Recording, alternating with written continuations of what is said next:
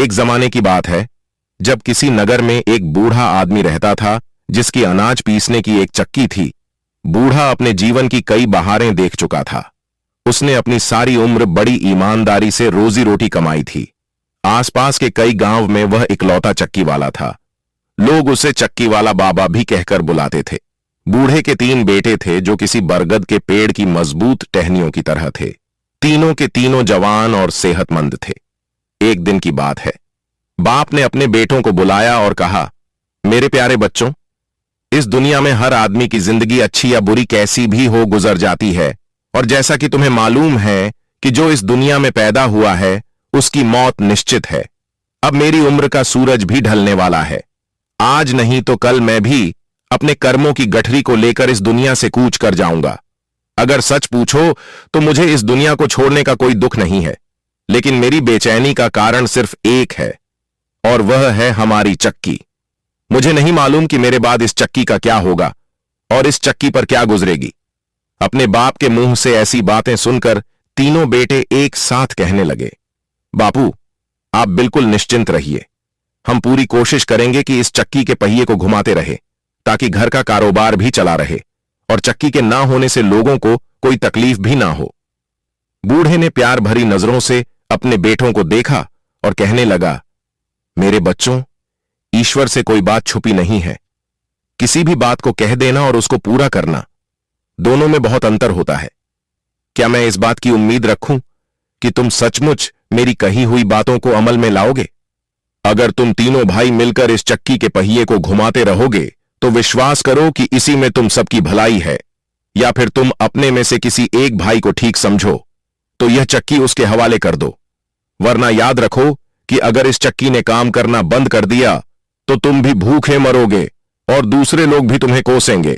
जब बूढ़े ने अपनी बात खत्म की तो तीनों बेटों में से हर एक ने यही कहा, बापू, मैं ज्यादा समझदार हूं, इसीलिए इस चक्की का सारा काम मैं संभाल लूंगा।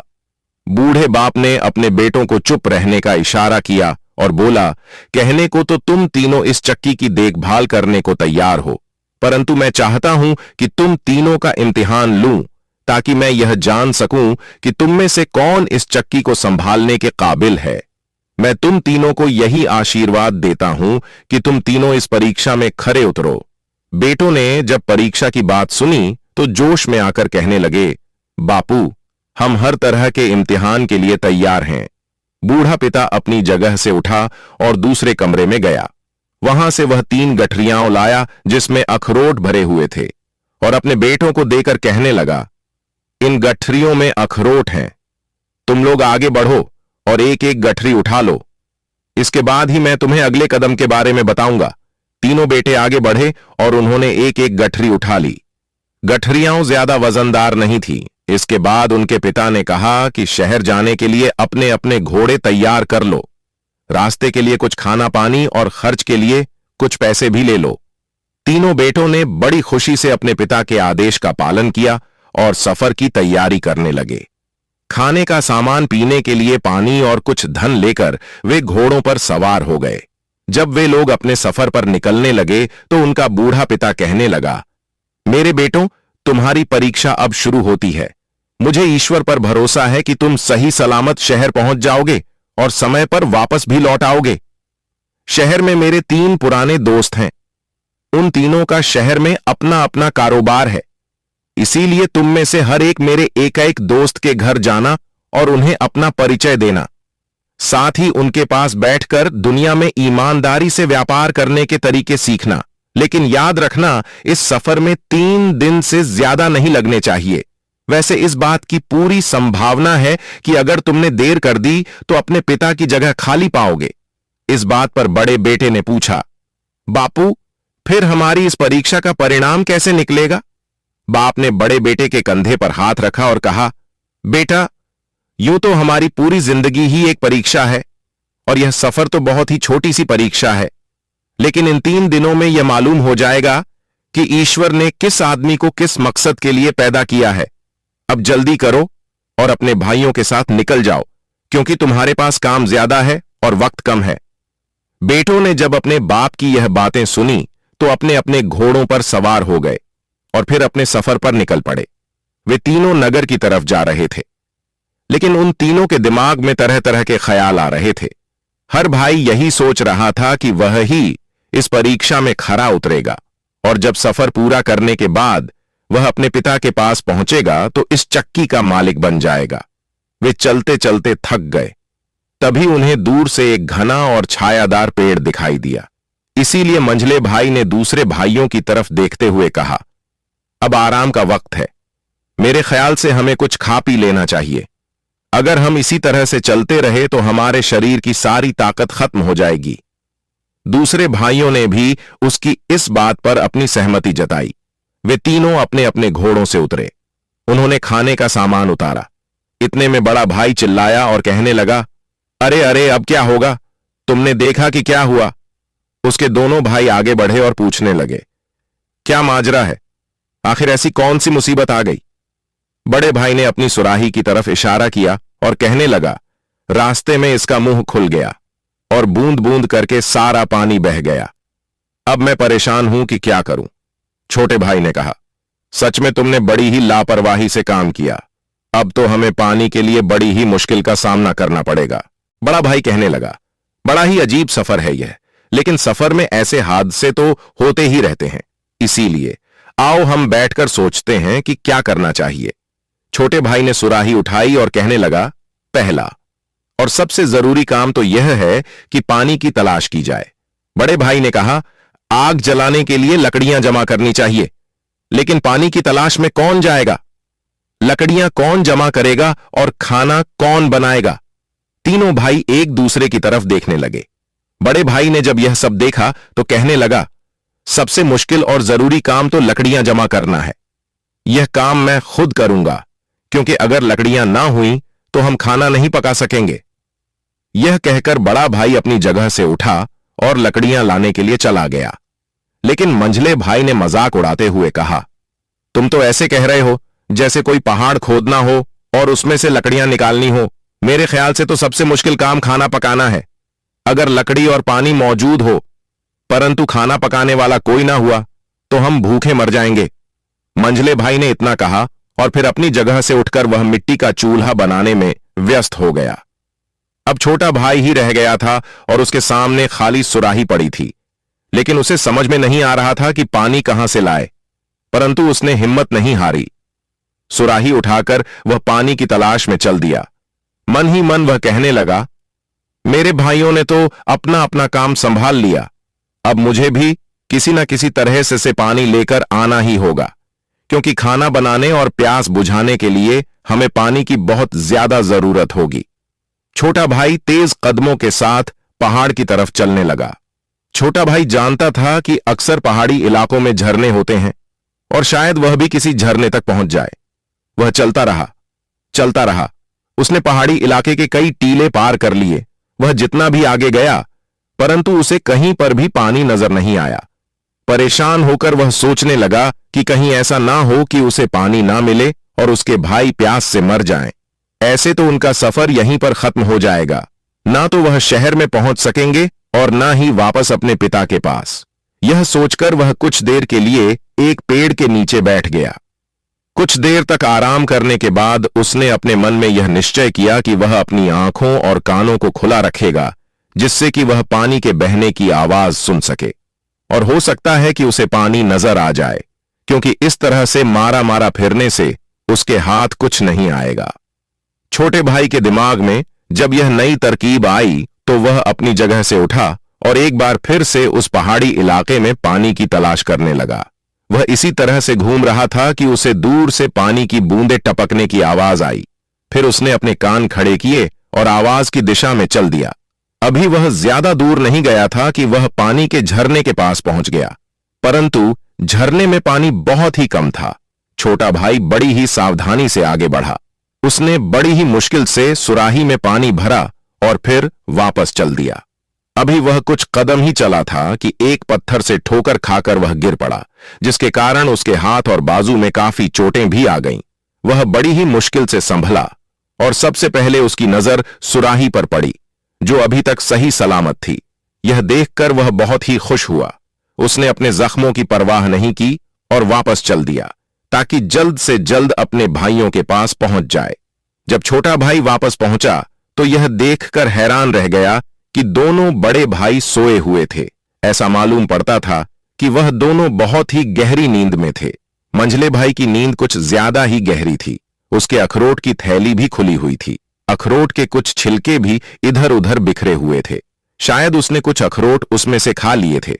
छोटे भाई ने उन्हें जगाया। जैसे ही वह दोनों नींद से जागे, सुराही को देखते ही उस पर टूट पड़े और गटागट पानी पीने लगे।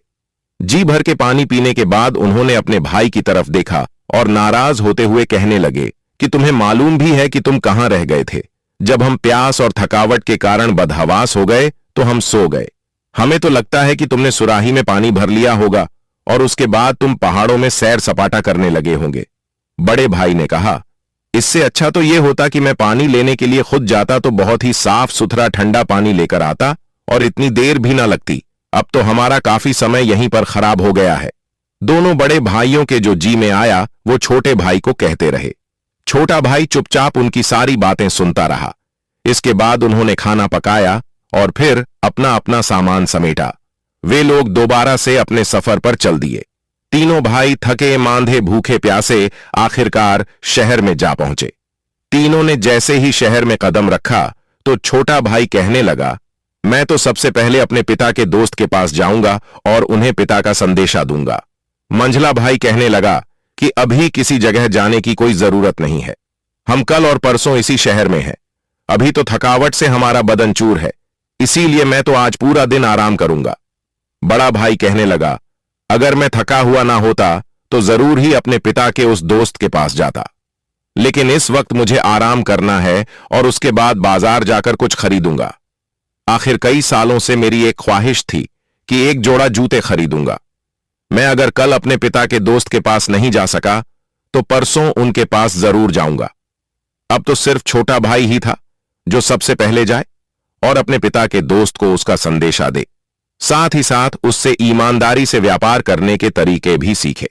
और फिर हुआ भी यही। छोटा भाई उसी समय अपने पिता के दोस्त के यहां पर गया।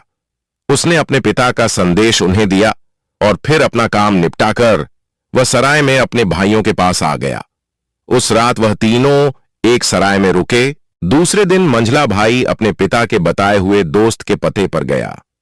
वहां पर पहुंचकर उसने दरवाजा खटखटाया तो एक औरत ने दरवाजा खोला। मंझले भाई के पूछने पर पता चला कि वह पिता के दोस्त की पत्नी थी और उसने बताया कि उसके पति की तबीयत ठीक नहीं थी और वह वैद्य के पास दवा लेने के लिए गए हैं। हो सकता है वह थोड़ी ही देर में वापस लौट आए तो तुम्हारी मुलाकात उनसे हो जाएगी। अगर तुम चाहो तो कुछ देर के लिए उनका इंतजार कर सकते हो। मंझला भाई, जो कुछ ज्यादा ही जल्दी में नजर आ रहा था, कहने लगा, इस शहर में मुझे और भी कई काम हैं। आज नहीं तो कल मैं उनसे आकर जरूर मिलूंगा, इसीलिए मैं जाता हूं और कल दोपहर के वक्त दोबारा आ जाऊंगा। यह कहकर वह अपने भाइयों के पास सराय में आ गया। दूसरी तरफ बड़ा भाई जूते खरीदने के लिए गया हुआ था। जब वह जूते खरीदने के लिए बाजार पहुंचा तो जूतों के भाव पूछने लगा। उसे लगा कि जूते खरीदने के लिए उसके पास रकम कुछ कम है, इसीलिए वह अपने भाइयों को तलाश करने लगा और फिर पैसों की कमी की बात उनसे कही।